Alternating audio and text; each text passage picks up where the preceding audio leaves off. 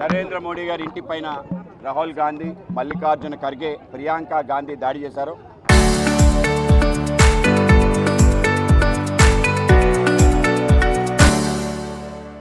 ఆ దాడి ద్వారా మనకు ఒక విషయం తెలిసింది. ఇవాళ ఏదైతే ఢిల్లీ జంతర్ మంతర్ జరుగుతున్న ఏదైతే నిరసన, సోనం వాంచుక్ వెనకాల అలాగే డింగే వెనకాల ఎవరున్నారు ఆ శక్తి అంటే అది కాంగ్రెస్ పార్టీ. అన్ని బొద్దింకల కన్నా పెద్ద బొద్దింక ఇవాళ రాహుల్ గాంధీ బయటకు రావడం జరిగింది. ఆయన ఇన్నాళ్ళు దాక్కున్నాడు. ఈ యొక్క నిరసన స్టూడెంట్స్ యొక్క నిరసనగా తెలియజేశాడు. కానీ నిజంగానే అక్కడికి వెళ్ళిన పత్రికా విలేకరులకి ఒక్క నీట్ రాస్తున్న స్టూడెంట్ దొరకలేదు. మొత్తం ఢిల్లీ వ్యాప్తంగా ఉండే లెఫ్టిస్ట్ పార్టీ సంబంధించిన యూనియన్ లీడర్స్ అక్కడ కనిపించారు.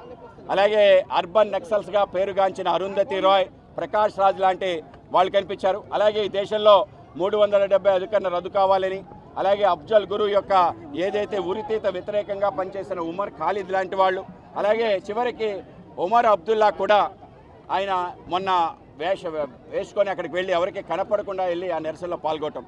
వీళ్ళందరి యొక్క ఆలోచన ఏంటంటే ఏదైనా ఒక సాకు చూపించి దేశంపై దాడి చేయాలని.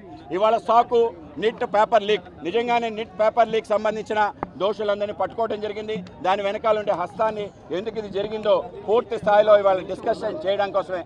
ఇవాళ నిరసన జరుగుతున్న సమయంలో ఎవరైనా పార్లమెంట్ పెడతారా? ఇవాళ పార్లమెంట్ ధైర్యంగా నరేంద్ర మోడీ గారు పెట్టారు.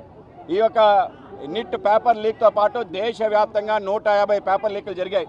కాంగ్రెస్ పార్టీ హయాంలో జరిగిన పేపర్ లీక్స్, అలాగే కాంగ్రెస్ పరిపాలిస్తున్న రాష్ట్రాల్లో జరిగిన ఏవైతే అంశాలు ఉన్నాయో వాటిపైన మాట్లాడడానికి ఇవాళ పార్లమెంట్లో సిద్ధంగా ఉన్నాం. వాళ్ళకి పార్లమెంట్లో మాట్లాడడానికి సిద్ధం లేరు. ఎందుకంటే అక్కడ మాట్లాడలేరు, వాళ్ళు నిజాలు చెప్పలేరు. గతంలో జరిగిన అరాచకాలన్నీ పక్కన పెడుతూ దేశవ్యాప్తంగా ఇవాళ ఆన్లైన్ సిస్టంలో ఎగ్జామ్ నిర్వహిస్తున్నారు. కానీ ఇవాళ ఏదైతే కార్పొరేట్ సంస్థలు ఉన్నాయో పెద్ద ఎత్తున ఈ యొక్క ర్యాంకుల యొక్క గొడవల్లో చేస్తున్న అనేక రకాల ఉద్దాంతాలతో ఇటువంటి యొక్క ఉద్దాంతం జరిగింది. తప్పనిసరిగా ఎటువంటి రకంగా దీన్ని ఉపేక్షించడం లేదు. గతంలో కాంగ్రెస్ పార్టీ పేపర్ లీక్ జరిగితే ఏం చేసేది? దాన్ని దాచే ప్రయత్నం చేసేది, అక్రమార్కుల్ని వెంటాడే పరిస్థితి ఉండేది. కానీ ఈరోజు పేపర్ లీక్ జరిగిందని ఒక్క నిమిషంలో తెలిసిన వెంటనే మరో నిమిషంలోనే మొత్తం ఎగ్జామినేషన్ క్యాన్సిల్ చేసి మళ్ళీ ఎగ్జామినేషన్ ఎప్పుడు నిర్వహించుకోవాలో డేట్ డిక్లేర్ చేసి దాంట్లో ఎవరెవరైతే అక్రమార్కులను వాళ్ళందరినీ అరెస్ట్ చేశారు, పేరెంట్స్ కూడా అరెస్ట్ చేశారు ఎవరైతే దీంట్లో భాగస్వాములు లేరు. దేశవ్యాప్తంగా అనేక లక్షలాది మంది విద్యార్థులకి గుండె కోతగా ఉన్న ఈ యొక్క పేపర్ లీక్ అంశం పైన ఎప్పుడు కూడా మేము నిష్పాక్షికంగా దానిపైన దర్యాప్తు చేస్తాం. దానిపైన ఎటువంటి విచారణకైనా సిద్ధం. ఆ విధంగా విచారణ చేస్తుండే అత్యంత ఉన్నత స్థాయి హైకోర్టు, సుప్రీంకోర్టు సంబంధించిన లాయర్తో జడ్జితో దాన్ని విచారణ చేయించాం. 15 మందిని పట్టుకోవడం జరిగింది. అనేక మంది కార్పొరేట్ సంస్థ, కార్పొరేట్ ఎడ్యుకేషన్ ఇన్స్టిట్యూషన్స్, అలాగే పేరెంట్స్ ఎవరైతే దీంట్లో ఇన్వాల్వ్ అయ్యారో వాళ్ళందరినీ కూడా పట్టుకోవడం జరిగింది. వీళ్ళందరినీ శిక్షించడం జరుగుతుంది. రాబో కాలంలో మరొకసారి ఇది జరగకుండా ఉండే చర్యలు తీసుకుంటామని కూడా స్పష్టంగా చెప్పారు.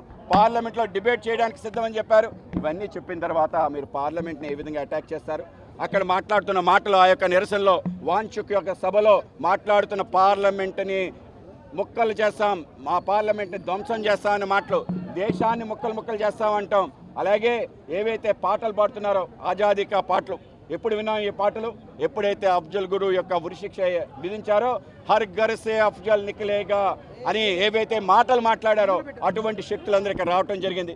అలాగే తేరా నామ్ రహేగా అల్లాకా అని చెప్పి ఒక పాట పాడిన ఆ యొక్క సీతారాం కానీ ఇటువంటి అనేక మంది దుష్ట శక్తులు ఎవరైతే యాంటీ నేషనల్ ఎలిమెంట్స్ ఉంటారో వీళ్ళందరూ కూడా ఒకే చోట చేరి అక్కడ జంతర్ మంతర్ దగ్గర ఒక విపరీతమైన ఒక విచిత్రమైన వాతావరణం తీసుకొచ్చి దేశ ప్రజల్ని, ముఖ్యంగా యువతని పక్కదారి పట్టించే ప్రయత్నం చేశారు. ఈరోజు అసలు రంగు బయటపడింది.